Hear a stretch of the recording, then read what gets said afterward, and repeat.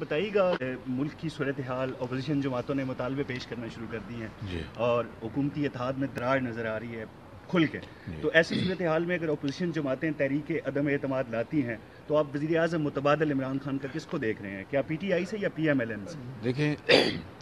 In house change جو ہے یہ ایک قانونی آئینی ایک پارلیمنٹ کا حق ہے، وہ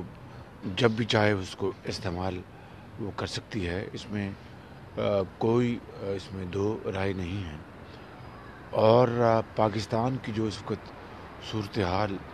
انتہائی تشویشناک ہے، خاص طور پر آپ دیکھیے کہ آٹا اور گندم وہ اس کی قیمتیں آسمان سے باتیں کر رہی ہیں اور شارٹیج ہے۔ میں سوال کرتا ہوں حکومت سے کہ گندم کے ذخائر کہاں گئے، اور کیا خدا نخواستہ سمگل ہو گئے، اس کو اپنا گندم کم ہوئی؟ قوم کو کیا بتایا آپ نے کہ کیوں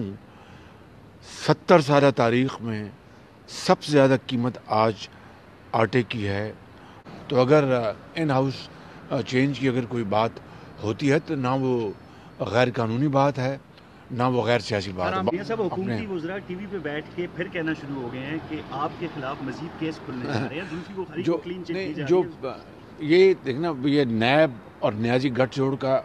آپ کو اس سے اور کوئی زیادہ واضح ثبوت چاہیے کہ